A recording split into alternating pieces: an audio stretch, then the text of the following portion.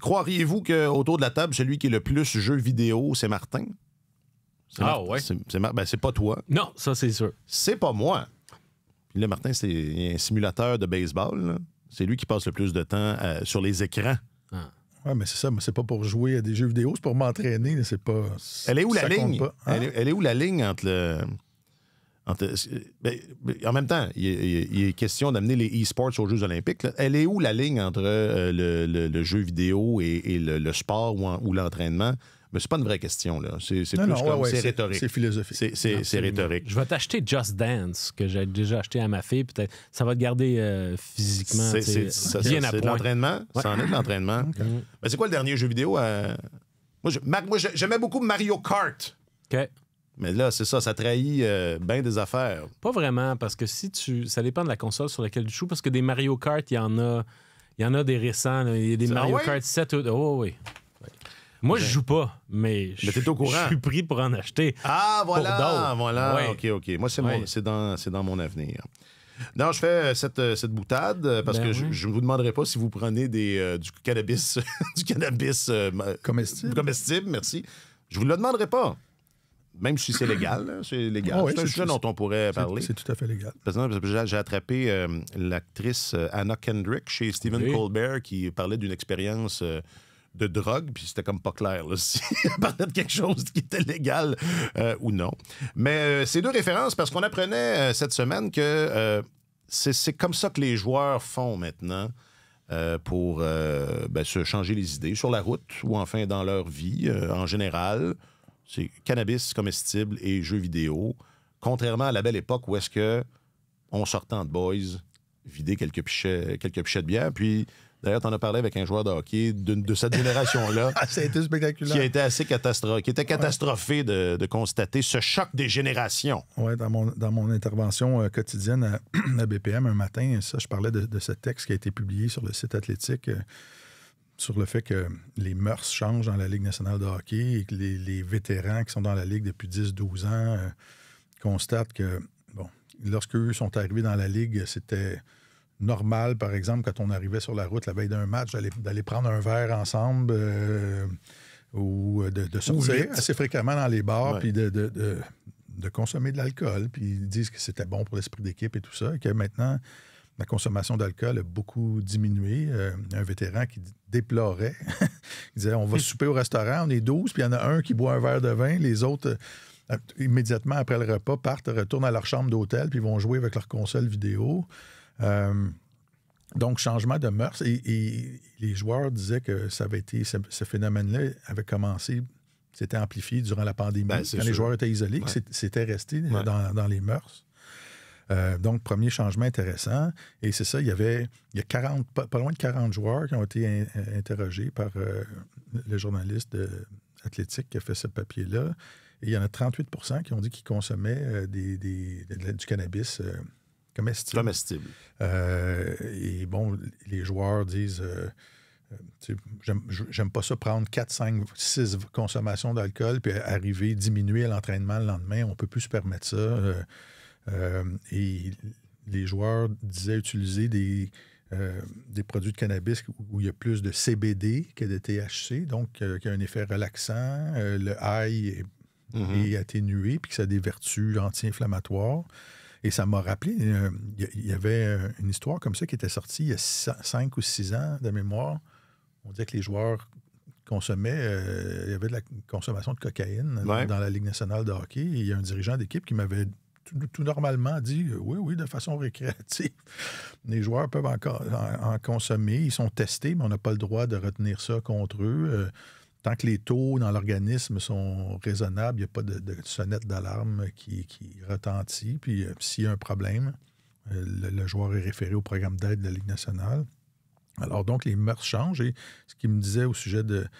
Ce qu'on disait il y a 5-6 ans au sujet de la cocaïne le même argument tient pour le cannabis, c'est à l'effet que, il n'y a pas les calories que l'alcool contient. Les joueurs font attention à leur alimentation et tout ça. Et donc, c'est ça, on parlait de ça cette semaine, et mon ami Gilbert Delorme était sans connaissance. Tu vois, c'est comme s'il s'était fait frapper par un train. Il n'en revenait pas de quel exemple on donne aux jeunes. C'est de la drogue, etc. Mais on voit donc que les mœurs... Voilà. C'est devenu légal, par exemple. Voilà. C'est ça, le cannabis est légal. Il faut l'exemple aux jeunes. À la limite, je comprends le calcul des joueurs de vouloir se tourner vers le cannabis comestible plutôt que l'alcool. Je trouve que, honnêtement, le plus gros problème des deux, c'est beaucoup plus l'aspect social. Ah, OK. Oui, ben ça va avec, oui, absolument. Ben non, mais c'est parce que tu pourrais très bien souper puis que tout le monde ait pris l'entrée avant d'aller au restaurant. Là. C'est bon pour la gestion. Mais, tu sais, l'aspect convivial, esprit de corps, etc., camaraderie, l'élément que systématiquement tous les joueurs mentionnent quand ils disent « au moment de ma retraite, je sais que ce qui va me manquer le plus, c'est la camaraderie, être avec mes coéquipiers ». Bien, s'il y a un phénomène d'isolement, c'est sûr que la pandémie l'a accéléré, mais il y a tout un paquet de statistiques d'ordre social qui commencent en 2008, c'est-à-dire à l'année de l'apparition du iPhone. Et tu vois qu'il y a des facteurs humains et sociaux qui modifient, dans le comportement social, qui se sont modifiés graduellement à partir de 2008. Le nombre de fois, par exemple, où un adulte sort dans un bar par semaine, ou qu'il a des rencontres sociales, qu'il voit ses amis, etc. Et finalement, il y a comme beaucoup un repli vers soi puis un repli vers ses appareils. Les écrans, c'est ça. C'est moi et mon écran. Exactement. Alors, les joueurs de hockey, quand même, font partie de la société. Ils en sont un microcosme. Alors, eux, quand ils jouent aux jeux vidéo puis qu'ils se retrouvent dans leur petite bulle, ben, c'est pas si différent de ce qu'on voit ailleurs dans la société. Bon. Mais je comprends les joueurs qui sont un peu plus âgés qui disent, ben là, cet esprit de corps-là qu'on a, c'est plate, on l'a pas. Puis tout récemment, sur le podcast d'Elliot Friedman, 32 Thoughts, on avait M. Marcus Foligno, coéquipier de Marc-André Fleury avec le Wild du Minnesota, qui disait, ben moi, je suis un gars de la vieille école, j'ai été... mon père qui jouait dans la Ligue nationale amenait des coéquipiers à manger chez nous, mais nous, on s'assure, les plus vieux, qu'on laissera pas de brebis égarées, puis quand on sort en gang. Puis il dit, je suis convaincu que ça fait une différence en bout de ligne sur l'esprit de corps de notre équipe. Alors, les équipes qui sont peut-être plus jeunes ou qui ont plus de difficultés à ramener toutes leurs brebis là, au même endroit, peut-être que ça a un effet au bout de la ligne sur la qualité de leur esprit de corps. Absolument. Je trouve ça fascinant ce que tu dis par rapport aux habitudes avec le téléphone cellulaire. Il y a une image qui me revient en tête quand je t'entends. Souvenez-vous, l'équipe Canada Junior 2018, qui est devenue infâme pour d'autres raisons, mais après leur victoire au championnat mondial junior, il y avait une photo qui avait été prise dans le vestiaire et les joueurs étaient tous assis dans le vestiaire avec en silence. En silence sur leur téléphone. Sur leur téléphone. Ils viennent de gagner la médaille d'or. Oui. Alors que, on s'entend, là, il n'y avait pas de question avant que le cellulaire soit dans le paysage. Tout le monde fête. Puis on s'asperge de mousseux, puis la musique à tue-tête dans le vestiaire. Et là, tout le monde était assis, pressé d'échanger des textos avec la famille, l'agent, c'est ça. Alors, c'est quand même particulier. Asperge-moi pas, tu vas péter mon téléphone. Oui, c'est ça. Il faudra que je le mette dans une poche de riz. Non, mais là, il y a peut-être quelques bonnes pistes pour s'insurger. Mais on voit qu'il y a quand même...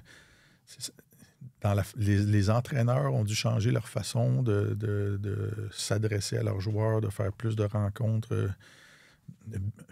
seul à seul, bilatérales, plutôt que s'adresser au groupe. Les entraîneurs disent maintenant, je dirige 23 individus, pas une équipe et tout ça, mais il y a un virage plus individualiste qui est pris, effectivement. Puis la vie sociale du Canadien, est-ce qu'elle est en santé? Parce que c'est ce qu'on croit comprendre. Mais est-ce qu'il y a bien des joueurs de jeux vidéo dans le chambre? Je ne sais pas à quel point il y en a. Évidemment, Patrick Laine a une réputation qui le précède à cet effet-là. Il dit que ça a été beaucoup calmé, mais qu'à l'époque, par exemple, où il jouait pour les Jets de Winnipeg, à ses premières années dans la Ligue, il était de ce type-là, à être justement dire, au lieu de systématiquement suivre mes coéquipiers, j'aimais jouer aux jeux vidéo. Fait que ça pouvait... c'est ça. Je peux passer mes soirées... comme ça.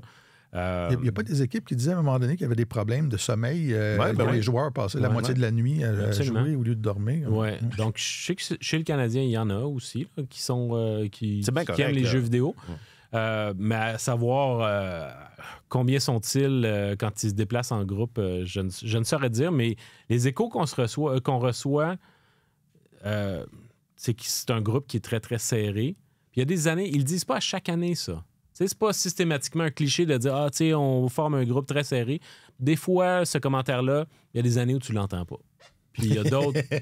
puis tu peux en tirer les propres conclusions. Ouais, il n'y a jamais un joueur... Ben, en tout cas, ça m'est pas arrivé encore de dire... On forme un groupe... La pagaille est prise. On sait. C'est ça, on n'a aucun... On n'est pas capable de se sentir. On a zéro fun. JT Miller est un bon exemple de ça. Il y a un mois... Sauf Guillaume Latendresse, une année, qui m'avait dit, l'année du centenaire, qui m'a dit quand tout a été fini, on vient de vivre 3 saisons de lancer compte en 1 an.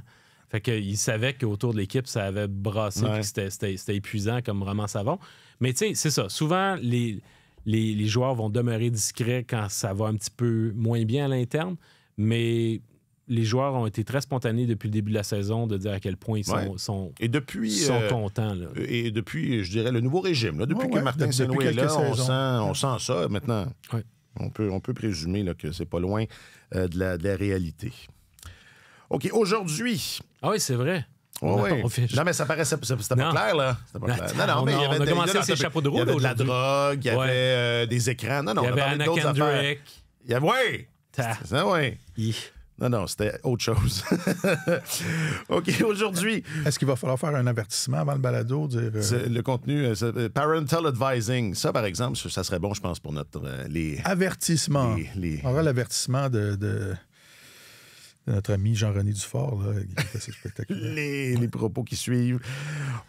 Aujourd'hui, donc, une mauvaise passe. Il y a un point dans le sous-texte, il y a un point d'interrogation.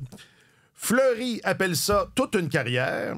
Et ça bouge à Philadelphie, ou à Calgary, là, cependant, mais j'ai choisi Philadelphie. C'est Tellement Hockey, épisode 376.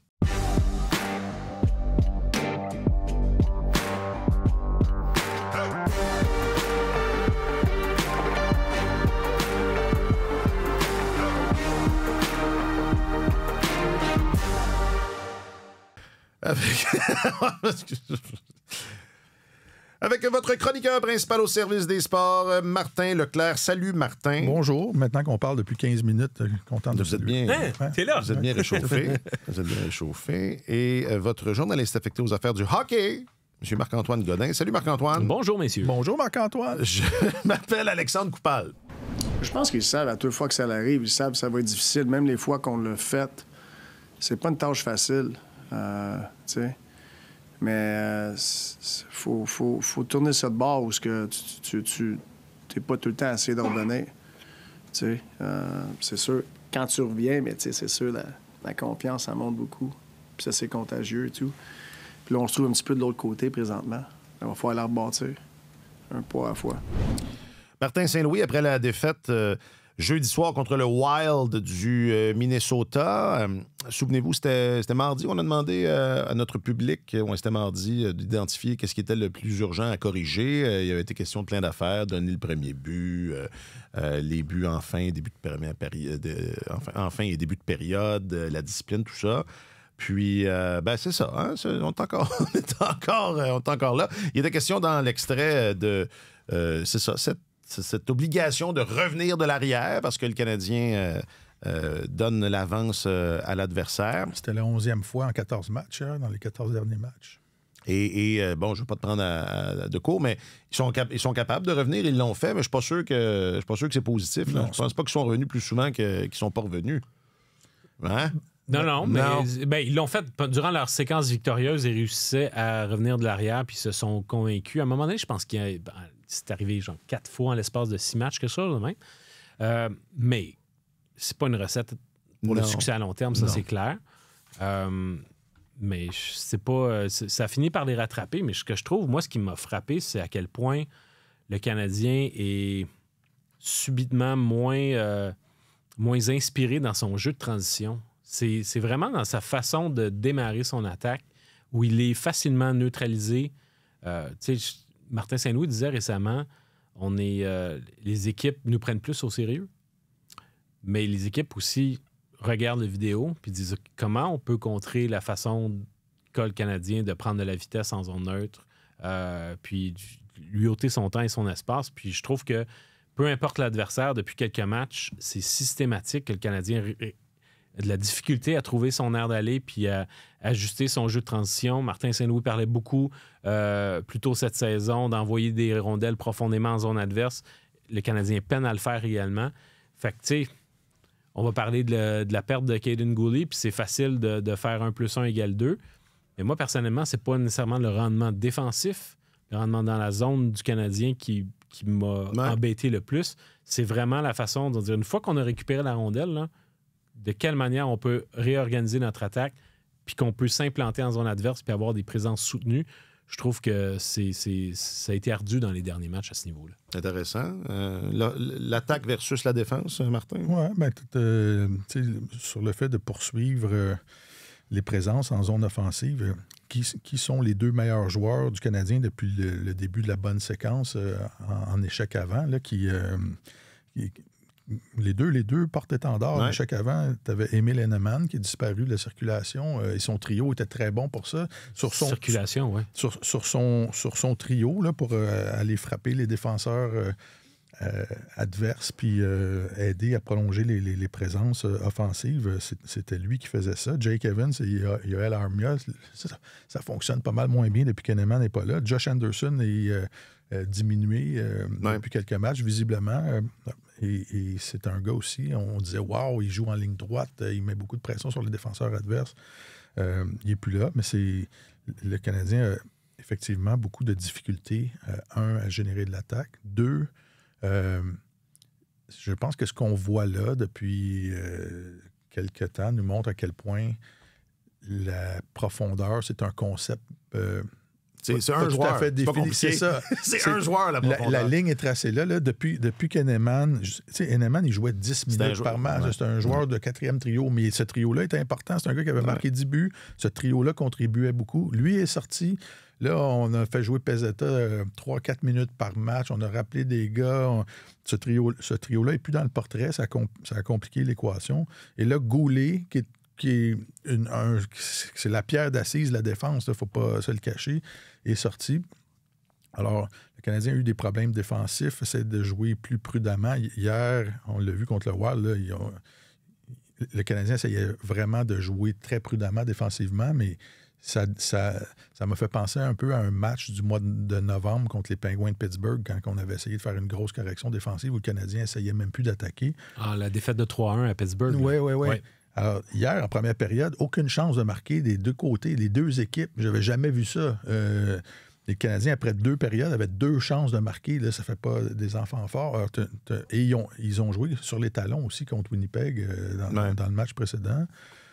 Alors, ils ont perdu quelque chose, mais je pense qu'il y a un lien aussi avec la profondeur de cette équipe-là. Ça s'est mis à bien aller le 3 décembre, quand Patrick Laine est arrivé, qu'on a eu la formation complète pour la première fois depuis le début du règne de Martin Saint-Louis. Puis là, quand on enlève des morceaux, ça se met à chambranler. C'est pas évident quand tu es une équipe qui est encore à maillon faible, c'est-à-dire que tes meilleurs joueurs ne sont pas nécessairement du niveau des meilleurs joueurs des bonnes équipes. On n'a pas de super vedettes. Alors, le succès du Canadien passe par le fait que ces maillons faibles doivent être meilleurs que ceux des autres équipes. Donc, quand tu es une équipe qui est encore à maillon faible, c'est important. La fameuse profondeur, c'est que ça va au-delà de 12 attaquants et 6 défenseurs. Il faut que tu sois en mesure d'avoir dans ton alignement 15-16 attaquants que tu pourrais mettre dans ta formation, puis que tu dis, ils nous feront pas mal, ils baisseront pas le niveau. Le Canadien n'en est pas encore là. Il a des joueurs qui vont être... qui ont le talent pour ça, mais qui, pour une raison ou une autre, surtout des raisons d'expérience, qui ne sont pas encore prêtes. L'année prochaine, Owen Beck devrait être dans ce groupe-là. Oliver Kapanen devrait être dans ce groupe-là. Il va y avoir Demidov qui va se rajouter. Mais il faut que tu puisses être capable de soutenir la réalité des blessures, parce qu'avoir une formation complète, c'est une lubie. Là. C'est pas quelque chose qui est concret et qui reste très, très longtemps. Alors, à chaque fois que tu ramènes un nouvel élément, il faut que tu sois capable de faire en sorte que ton jeu d'ensemble n'en souffre pas. Mais c'est très fragile parce que le Canadien, en ce moment, sa profondeur, c'est 12 attaquants. C'est même pas 13. Exact. Mais il faut une bonne équipe, comme de la façon dont le Canadien est présentement construit, il faudrait que tu te rendes à 14, 15 attaquants, puis il faudrait que tu te rendes à 8 défenseurs. OK, mais... C'est pourquoi je disais que la profondeur est un concept variable chez le Canadien, parce que tu compares les troisièmes... Quand l'alignement est complet, tu compares le troisième et quatrième trio, par exemple, avec ceux du Lightning, où tu as 5 gars sur 6 qui sont des salariés à 800 000 là, avantage. Rapiécés. Ouais. Mais c'est ça. C'est pas long que... Quand tu perds cet avantage-là, ça fait des trous rapidement. Mais permettez-moi quand même et là, je pense que, tu sais, moi, je dirais pas moi, j'ai évolué cette année. Tu sais, j'étais souvent impatient par rapport à certaines décisions. Puis la patience a souvent donné raison aux décideurs. Tu évolues, tu vieillis bien, Alex. C'est gentil. Mon métabolisme ralentit, mais pour le reste, on n'a pas fait beaucoup d'essais. On n'a pas essayé grand-chose pour remplacer Heinemann. Toi, le premier, Martin, tu disais, on s'est beaucoup entêté avec Pezzetta. Moi, j'étais très content de voir Raphaël Harvey-Pinard, probablement parce que, comment dire, j'ai l'émotion qui parle. C'est un garçon qui a un charisme certain, puis on lui souhaite... Enfin, moi, je parle pour moi, là... Puis je me rappelle même avoir dit ici que ça regardait mal, parce qu'il a été blessé, puis il y a plein de joueurs qui se sont illustrés pendant son absence. Ça a été long avant qu'on le rappelle. On lui donne pas tant. Je veux dire, le gars, quand même, je pense, mais c'est mérité. Pas le Raphaël Harvey-Pinard qu'on a vu il y a 2 ans. Non. Non, mais en même temps, on lui donne pas tant la chance là, de retrouver ça. Oui, mais c'est parce que le Canadien est un peu pris parce que si tu dis on veut une alternative à Pezzetta, le joueur que tu vas rappeler, il peut quand même se retrouver dans la chaise de 13e attaquant. Fait que tu veux pas nécessairement amener un gars que tu feras pas jouer ou à qui tu vas donner des miettes d'utilisation. Tandis que...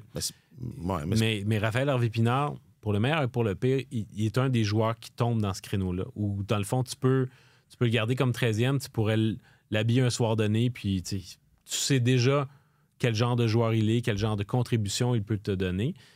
Mais c'est pas comme s'il avait non plus tout cassé avec le Rocket de Laval. C'est un processus qui est, somme toute, assez long pour lui. Puis je suis tout à fait d'accord avec Martin. C'est pas le joueur qu'on a vu il y a 2 ans avec le Canadien. Il y a une explosion. Ça fait penser à Dak un peu, qui a été opéré à un genou, mais Harvey-Pinard, c'était déjà pas un grand patineur. Non, c'est ça. Et son explosion n'est pas là. Non. Alors, puis tu sais, tu le vois se démener, puis tu dis, OK, c'est un gars qui va toujours être volontaire pour faire ce qui est nécessaire, mais dans sa version actuelle, il n'est pas... Il n'y a pas une grande... c'est pas une grande amélioration par rapport à Pezzetta. Je l'adore, là, Raphaël, mais c'est pas la solution au problème du Canadien au niveau de sa profondeur. Là. C'était pas le meilleur... mais enfin... On l'a vu un peu dans le match hier. Ben, c'est ça. Était-ce la joie des retrouvailles qui font que j'ai remarqué plus que Pezzetta? Peut-être.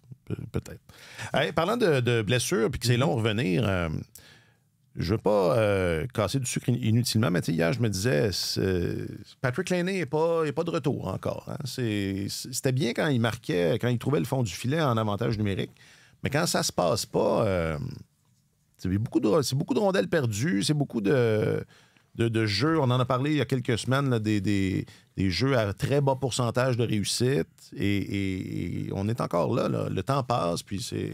Je ne sais pas jusqu'à quel point il y a une question de remise en forme ou de récupération de blessures, parce que il y a certains matchs où, au plan défensif, quand il s'en donne la peine, il peut être très vigoureux pour lever des bâtons adverses, subtiliser des rondelles, briser des jeux de l'adversaire en pression arrière. Il ne le fait pas avec constance, mais à un moment donné, il donnait des signes d'amélioration en ce sens-là. Il n'y a pas si longtemps. J'ai pas l'impression que ça s'est cimenté puis que ça a vraiment fait évoluer son jeu. Je trouve également que c'est un gars qui, de temps à autre, réussit à enfiler l'aiguille puis à se montrer un meilleur passeur ou du moins un gars qui a une meilleure vision du jeu que ce qu'on pourrait imaginer. C'est pas strictement un tireur. Mais quand tu dis il n'est pas encore de retour, cela dit, Patrick Laine, c'est Patrick Laine. Là. C'est pas un joueur qui se distingue par la qualité de son jeu sur 200 pieds de patinoire. Là. À un moment donné, c'était pas du tout un joueur parfait. Le Canadien est capable d'aller soutirer des buts pour grâce à lui, mais sa contribution à 5 contre 5, moi, je retiens pas mon souffle pour que ça s'améliore de façon extraordinaire d'ici la fin de la saison. Là. Puis tu regardes, plus on le voit jouer, disons ça comme ça, plus on le voit jouer, plus on comprend les commentaires qui étaient émis à son endroit. Tu regardes son salaire et la contribution que les gens attendent dans un contexte de plafond salarial d'un gars qui est parmi les plus hauts salariés de son équipe. Plus on le voit jouer, plus on voit le jupon Patrick Laine dépasser. OK, mais c'est parce qu'à un moment donné, on pensait que il faisait partie de l'avenir, là, que c'était une bonne idée, que le Canadien essaie de le garder. Mais là, si c'est ça, Patrick Laine, il n'y a pas de quelque chose de bien, mais je pense que c'est ça. Il faut qu'il joue de la bonne... Il faut qu'il essaie de jouer de façon un peu plus disciplinée aussi. Là, il y a ça, oui. Depuis 2 semaines, il y a énormément de revirements, de décisions à faible pourcentage. C'est des choses qui sont facilement effaçables, gommables, je ne sais pas comment dire.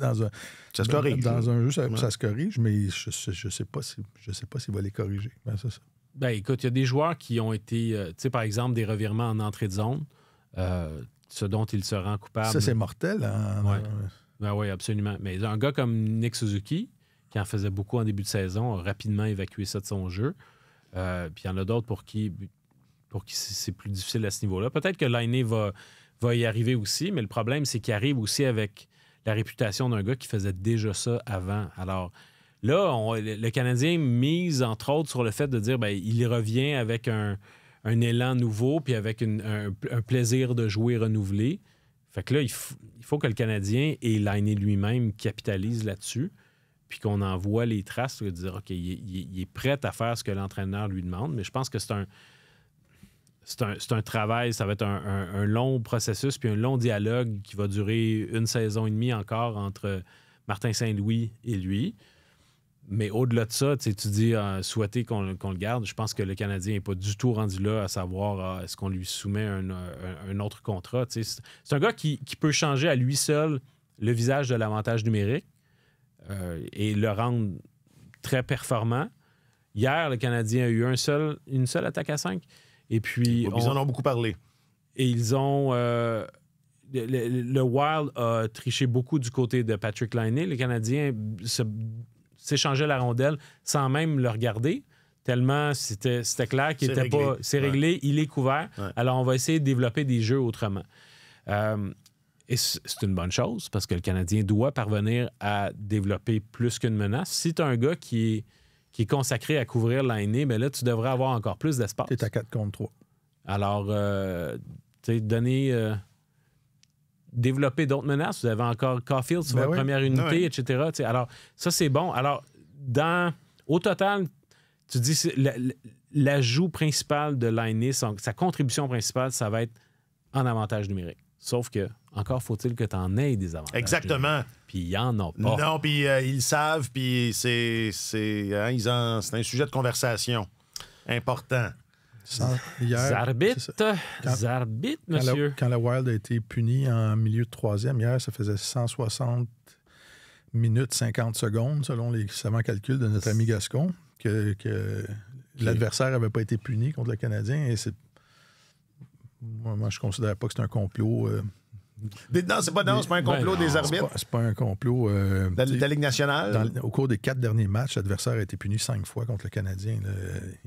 Si tu les provoques pas, les pénalités adverses, si tu n'es pas celui qui a la rondelle devant l'adversaire, celui qui est en train de créer des failles en défense et qui force l'adversaire à accrocher ou à te faire trébucher, bien, ça arrive rarement. Et la pénalité que le Canadien a soutirée hier, c'était Alexandre Carrier qui était face à la bande, qui s'est fait frapper par derrière. Là, c'était même pas... C'était pas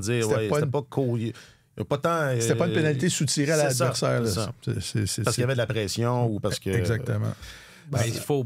En général, pour provoquer des punitions chez l'adversaire, ça te prend plus de possession de rondelles que ce qu'on voit du Canadien en ce moment. Donc, et là, ce que Nick Suzuki a souligné dans le vestiaire hier, que il y avait beaucoup de contestations au banc, de chialage, de reproches adressés aux officiels et qu'il fallait que ça cesse parce que l'équipe se déconcentre quand ça arrive. Et le Canadien a longtemps été reconnu au cours des dernières années comme une équipe qui protestait, qui aime ça, qui est vocal. Qui aimait ça pointer les officiels du doigt. Et quand tu gagnes, tu fais pas ça. Quand ça va bien, ça te fait... Mais c'est un autre signe que les joueurs sont pas... sont peut-être pas confortables avec la façon dont ça se passe présentement. La frustration est assez palpable. Tu la vois là, à vol d'oiseau. Et ça fait partie de grandir. Hein? Ça fait partie de... Ça peut être ça. Bon, à mon sens, dans le match contre le Wild hier, la meilleure arme que le Canadien avait, il s'en est mal servi. C'était cette ovation de 2 minutes à Marc-André Fleury. S'ils avaient fait ça en fin de première période, je pense que Fleury aurait eu les yeux pleins d'eau le restant du match et ça aurait été un avantage marqué pour le Canadien. Mais je dis ça, mais en même temps, la prochaine fois, pensez-y. Tant qu'à comment dire... Il aurait fallu jouer le cadran, jouer le pointage autrement. C'est ça. On va attendre, là, on mène 2-1. On va attendre de tirer de l'arrière pour pouvoir ébranler le gardien adverse. Reste que c'est une scène, comme on en voit peu, là, c'est assez exceptionnel, là, de voir comme ça une ovation pour un joueur adverse. Tant québécois soit-il, là, mais c'est très spécial. Honnêtement, je pense pas avoir vu ça depuis que je couvre le Canadien. Un joueur qui est... Tu sais, tu as des joueurs qui sont applaudis. On leur lève notre chapeau, lors d'une visite au Centre Bell. Même le dernier passage de Zdeno Chara à Montréal, après des années à l'avoir hué à cause de l'incident avec Max Pacioretty, sa dernière visite au Centre Bell, il y avait eu des applaudissements. Les gens avaient reconnu la contribution sur l'ensemble de sa carrière. Sidney Crosby, à chaque fois à chaque fois que son nom est nommé en avant-match parce qu'il fait partie de la formation partante, il reçoit des applaudissements.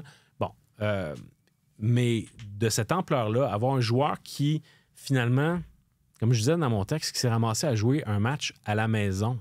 Pour vrai, là, c'est vraiment...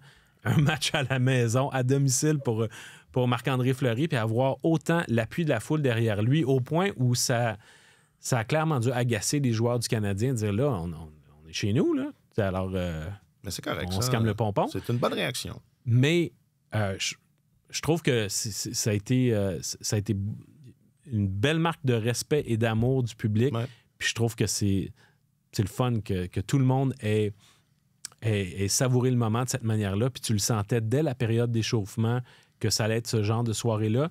Il y a toujours des affiches qui sont des jeunes partisans qui apportent des affiches pour la période d'échauffement, puis ils vont les placarder contre la baie vitrée. C'est des messages envoyés aux joueurs qui s'échauffent.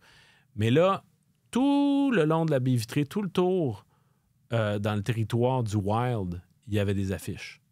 Puis c'était placardé mur à mur de messages à l'endroit de Fleury. Et il y en avait beaucoup plus que du côté du Canadien. Puis tu voyais que on allait assister à un moment spécial. Puis finalement, le déroulement du match a fait en sorte que de ce strict point de vue-là, le scénario n'aurait pas pu être mieux écrit. Le voyez-vous? Parce que il y a beaucoup été question du temps de la renommée, ici et ça, c'est bien intéressant, mais pas tant. Non, mais je veux dire, regarde son pedigree, là, puis fin de la conversation. Ouais. Mais le voyez-vous? Parce que moi aussi, j'ai attrapé les entrevues chez Elliott Friedman. Je les ai trouvées bien intéressants, les deux d'ailleurs, Marcus Foligno et Marc-André Fleury. Puis en l'écoutant, je me posais la question... est-ce qu'il va rester dans le hockey? Parce que ça a l'air d'un vrai passionné. Ouais. C'est un gars intelligent. Là. Tu jases avec, ou moi, j'ai jamais jasé avec, mais tu l'écoutes parler. Puis c'est un gars... Foligno aussi, je trouve super allumé. Le voyez-vous... pensez-vous qu'il va rester dans le hockey? Le voyez-vous rester dans le... Aucune idée. Je ne le sais pas, mais il y a 3 enfants. Je pense qu'il va prendre un petit recul pour passer du temps en famille. Mais je ne sais pas s'il y a des velléités de ce côté-là de vouloir aller soit dans le coaching ou s'il y a l'âme d'un dirigeant. Mm-hmm. Je ne saurais dire. Question du public, réseaux sociaux. questions du public, des réseaux sociaux. Ah, l'original. Oui. Il n'y a rien comme l'original. Alors, mon petit Caden de porcelaine, on a demandé à... Je l'ai dit que c'était c'est un joueur que... Ça me fait de la peine. C'est un joueur que je trouve important. Il y avait... Excuse-moi, je vais t'interrompre 2 secondes. Mais je t'en prie, vous avez le droit. Hein? Il y avait une promotion. Oui, c'était le Bubblehead hier. Le Bubblehead de Caden Gooley. Puis sur le Bubblehead de Caden Gooley, il se tient le genou. C'est quoi? Il a fallu qu'il embauche des gens pour faire une cicatrice sur sa jambe droite. Alors, il tient son bâton, mais la manière dont la poupée est faite, il y a une main sur le genou. Fait que tu dis, mon Dieu. C'est du vaudou. Ouais, c'est du vaudou. Je pensais que tu allais dire le Bubblehead, je l'ai cassé. Je l'ai eu, il est friable. Ouais. Non, mais on rit, mais c'est pas drôle, puis on ne souhaite pas de malheur, mais ça arrive souvent que Caden Gooley est blessé. Alors, on a demandé via les réseaux sociaux de Radio-Canada Sport compléter la phrase. La perte de Caden Gooley est, et là, c'est sur Facebook, Tristan dit la pire chose qui soit arrivée depuis Scott Gomez. J'aime dit pire en conséquence pour l'équipe que la blessure de Doc l'an dernier. T'sais, on s'entend que c'est une perte, là. C'est une grosse perte. C'est difficile de faire mieux ou pire comme perte. Non, c'est une immense perte. Gilles sur le book, toujours pas surprenant. Il est tout le temps blessé. Non, Gilles. Mais Gilles a raison. Yann, un désastre. Viviane, catastrophique. Ça, c'est toujours sur Facebook. Maude sur Facebook aussi, récurrente. Et elle ajoute, ce qui m'inquiète, c'est la diversité de ses blessures. Elle énumère bas du corps, entorse, haut du corps, commotion, douleur. Il n'y a pas eu aussi l'appendicite. Oui. Ça n'a pas rapport, mais bon sang, c'est arrivé pareil. Et là, ce serait c'est une lacération. Aidez-moi, une lacération. C'est le quadriceps. Du quadriceps. Ça, c'est dans la jambe. Oui, absolument. C'est dans le genou. Exactement. Okay. C'est un des plus gros muscles dans le corps humain. Ah oui? Oui. Puis on ne sait pas, hein, on n'a pas de détails, là, combien de temps ça va prendre. Ben, en fait, c'est que non. Non. La clarification que je peux faire là-dessus, c'est que le fait que le Canadien n'ait pas dit que sa saison était terminée laisse croire qu'il y a un espoir qu'il revienne d'ici la fin de la saison. Okay. Alors, tout dépend de la sévérité ou de la profondeur de la lacération en question, parce que c'est un muscle qui aide à la flexion du genou, mais il faut que tu sois capable de le faire fléchir comme il faut, puis que tu remettes ton genou droit. Puis quelle réaction ça fait à cette lacération-là? Est-ce que finalement, ça s'ouvre à chaque fois? Alors, la profondeur de la lacération en question va être vraiment un gros facteur sur la durée de sa récupération. Et s'il y a des ligaments qui ont été touchés autour aussi. Ouais, c'est ça. Un tendon, entre autres. Ouais. Évidemment, ce sont des détails dont on est loin de connaître le fin mot. Gaétan, sur Facebook, immense car il est le général à la défense. Je pense pas mal ça. Puis une petite dernière sur le Gram, JB Milo qui dit récurrente, parce que oui, c'est ça revient souvent. Il n'y a jamais pas de saison complète depuis qu'il est là, et plus souvent qu'autrement, elles sont largement amputées. 2 blessures inhabituelles chez le Canadien. Il y a un joueur qui se fait frapper par une voiture quand il marche sur le trottoir à Salt Lake City, puis l'autre qui se coupe avec son propre patin, un quadriceps. C'est pas des blessures que tu vois souvent. J'avais pas compris qu'il s'était coupé lui-même. Oui, Ah oui? Oui. Okay. Alors, je pensais que ça avait rapport avec la chute. Ben, en fait, il a chuté de façon étrange, mais il n'y a pas eu... il n'y a pas eu de contorsion du genou qui faisait en sorte que... Oui, exactement. Mais ça n'a pas plié du mauvais bord. Ça n'a pas plié d'une façon que ça ne devrait pas plier. Sauf que il y a comme eu, en même temps, il y a eu un mouvement, une espèce de pivot dans sa chute. Puis, son patin, en fait, c'est son patin gauche qui est venu lacérer. C'est ça, son quadriceps droit. Mais des lames de patin, c'est dangereux. C'est dangereux. Mais je me pose des questions. Honnêtement, de la façon dont il est tombé, je me pose des questions sur la qualité de la glace. Là. Un peu, ça avait l'air... il a l'air d'avoir attrapé une entaille dans la patinoire. Oui, c'était une fissure, fort probablement. Ouais. Puis son patin a tourné vers l'intérieur, ce qui est extrêmement rare. Là. Ça lui a fait perdre l'équilibre. Enfin, la suite.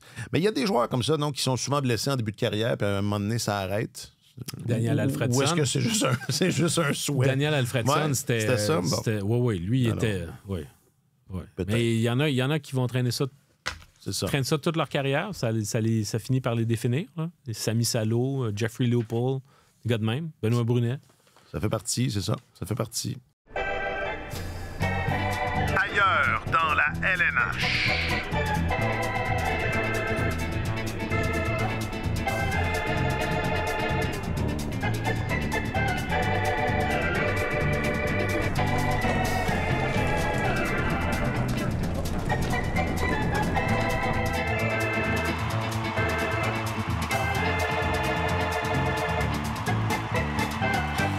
Bon, on prend quelques minutes. Hey, j'allais dire, est-ce qu'on est gâtés? On a eu une bonne, plus que ça. Là, la transaction de Mikko Rantanen vendredi dernier, c'était du lourd, très lourd. Puis là, hier soir, quand même, c'est pas inintéressant. Une transaction de hockey aussi.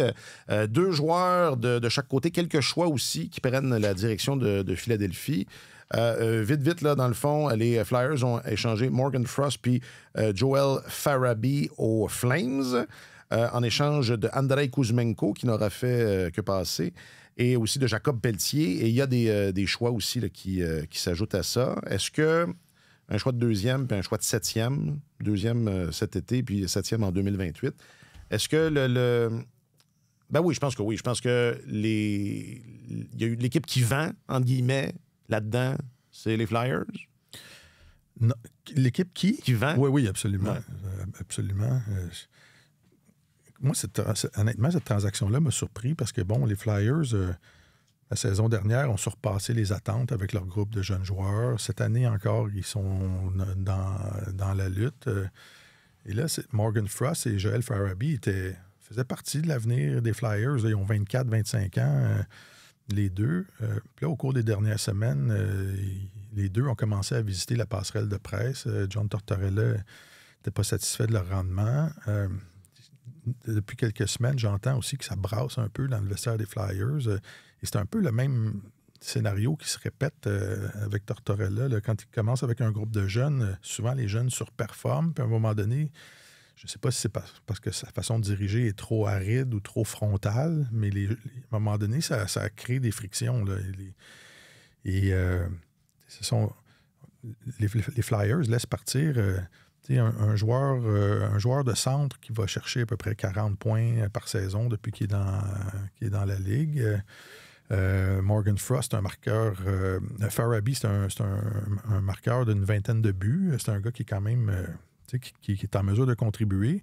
Fait que les Flames vont chercher 2 jeunes joueurs de la Ligue nationale, 24-25 ans, qui sont capables d'apporter de l'attaque. Puis les Flyers accueillent Jacob Pelletier, qui n'est pas encore un joueur établi dans la Ligue nationale. Depuis qu'il a été rappelé à Calgary, ça va quand même bien. Les amateurs l'aiment bien là-bas, mais ce n'est pas un joueur établi dans la Ligue nationale.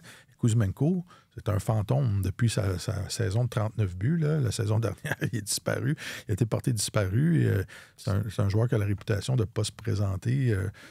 plus que ça, il est à sa dernière année de contrat. Il y a beaucoup de gens déjà qui prédisent que ça va aller très mal avec John Tortorella, que ce ne serait pas un bon mariage. Alors, je pense que les Flyers se sont affaiblis. Je ne sais pas si c'est un... C'est difficile de comprendre pourquoi ils laissent aller 2 attaquants de mi-vingtaine qui produisent plutôt bien. Pourquoi? Moi, je m'explique ça très difficilement du côté des Flyers. Parce que, écoute, Farabee, 22 buts la saison dernière. Je trouve que c'est du côté des Flames, c'est un beau pari d'aller chercher ces 2 gars-là.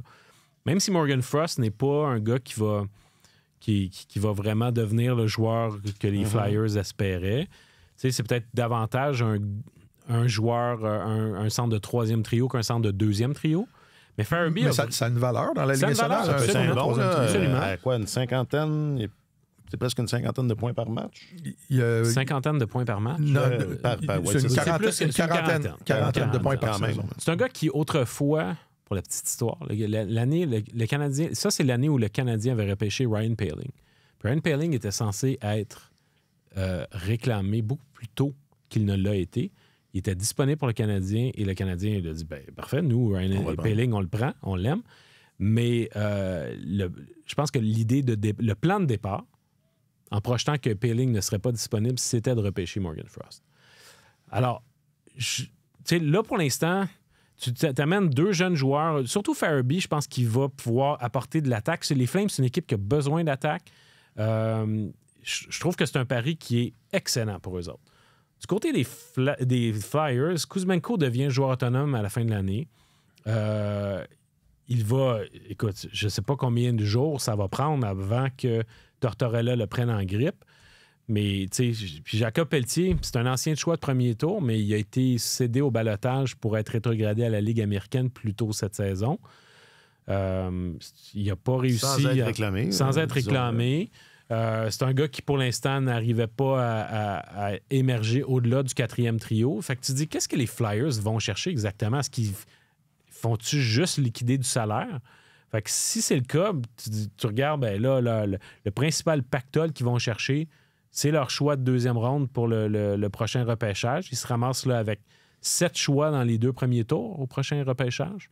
3 en première et 4 en 2e. C'est intéressant, mais d'ici là, pour la fin de l'année, tu te dis, voyons, je trouve que... Il me semble que le rendement n'est pas fort pour ça. Le rendement n'est pas fort. Non. Puis on a parlé récemment des Capitals de Washington, puis de se réoutiller là, en plein vol.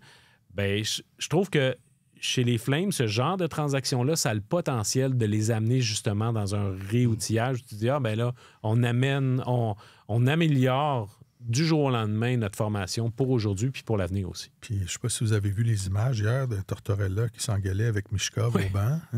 Michkov a été cloué au banc, il a joué 8 minutes. Ce genre de dynamique-là, ça me fait peur, moi, parce que quand c'est arrivé à Columbus, ça a été la descente aux enfers assez vite. Là. Il y a des joueurs qui ont indiqué qu'ils ne voulaient pas rester à Columbus. Ils ont perdu des actifs intéressants. Il y a comment il s'appelle? C'est Cutter Gauthier qui n'a pas voulu signer avec les Flyers. Oui.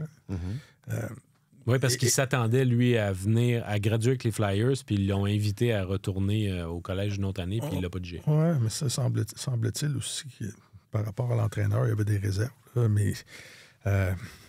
on l'aimait tellement en Noël, Tortorella. Non, mais écoute, il y a des joueurs qui ont joué pour lui, qui ne jurent que par lui, qui apprécient sa franchise frontale, puis qui disent, dans le monde du hockey, c'est tellement rare d'avoir quelqu'un qui te dit les choses telles qu'elles sont.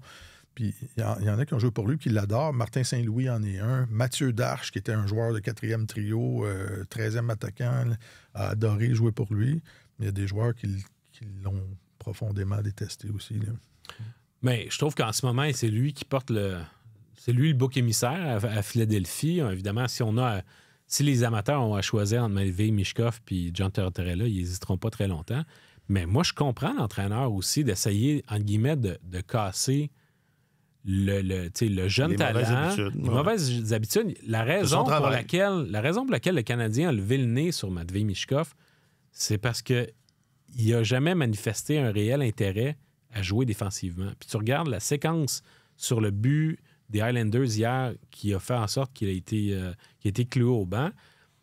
Son homme, c'est Simon Holmstrom. Il fait une espèce de pression. Puis après ça, au lieu de rester sur lui, il fait une espèce de boucle. Puis il se prépare à sortir de la zone puis pour être placé en échappée. Ouais.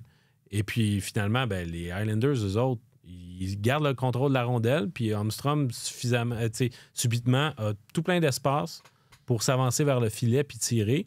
Alors que c'est juste que Michkov, lui, là, j'ai fait acte de présence défensivement. Là, je vais commencer à me réintéresser à ce que j'aime faire dans la vie, c'est-à-dire générer de l'attaque. Jusqu'à quand il faut que je le suive? Jusqu'à temps que ce soit fini, mon vieux. Exact. Fait que c'est le genre de mauvaise habitude que Tortorella veut casser. C'est plate pour les amateurs des Flyers parce qu'eux autres, ils veulent voir leur jeune superstar marquer des buts. Mais c'est ça, il y a un apprentissage à faire. Est-ce qu'il s'y prend de la bonne manière? Je ne sais pas. Il y a quand même... Mais c'est pas le dernier venu non plus, là, Tortorella. J'ai hâte de voir. Sean Couturier, c'est pas une jeune recrue. 4e trio, lui. Sean Couturier, souvenez-vous, la saison dernière, fin de 2 semaines après avoir été nommé capitaine par la direction, pouf, dans les gradins. Et son temps de jeu a été coupé. Et là, les temps durs sont revenus. Là, il est sur le dos. À un moment donné, ça fait un temps, ce genre de leadership-là. Je ne dis pas que c'est mauvais.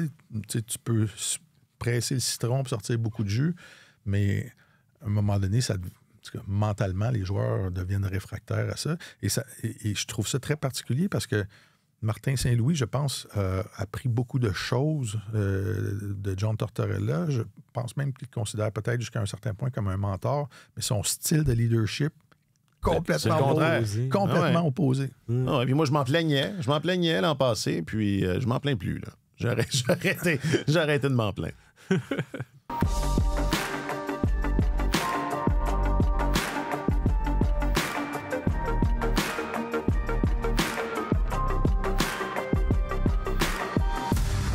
Bon, sinon, les Flames, parce que je disais pendant le thème, parce que moi, j'étais un gars de l'Est. Hein, l'Ouest, c'est l'autre bord. C'est l'autre bord. Mais c'est vrai que pour les Flames, c'est une bonne... c'est plein de promesses. Ben, c'est plein de promesses, puis c'est intéressant quand même, mine de rien, pour le Canadien de Montréal. Parce que le Canadien a un intérêt à voir, les Flames demeurer relativement compétitifs. Là, je fais référence ici à l'échange de Sean Monahan. Je n'entrerai pas dans toutes les conditions. Parce on va au tableau. C'était vraiment, vraiment très, très complexe. Mais grosso modo, ce que les amateurs du Canadien veulent, c'est que les Flames ratent les séries de peu. C'est-à-dire, si les Flames tournent le grosso modo... de ce qu'ils veulent pour le Canadien.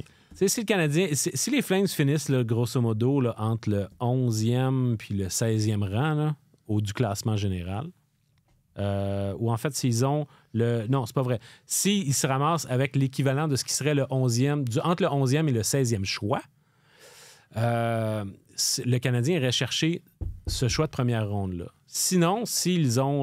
autrement, ça devient le choix des Panthers de la Floride, qui est beaucoup moins intéressant. Qui, lui, va être un choix de fin de première ronde. Alors là, les Flames, on leur prédisait des temps sombres cette année. Ils surperforment. C'est incroyable. Ils cognent à la porte des séries éliminatoires. Je ne sais pas s'ils vont réussir à passer. Je ne pense pas. Mais sauf que le plus longtemps ils se maintiennent, ben le mieux c'est. Le mieux c'est pour finalement glisser dans cette fenêtre-là qui ferait en sorte là, que le Canadien irait chercher le choix des Flames et puis obtiendrait un deuxième choix top 15 au repêchage. Ce serait intéressant. Là.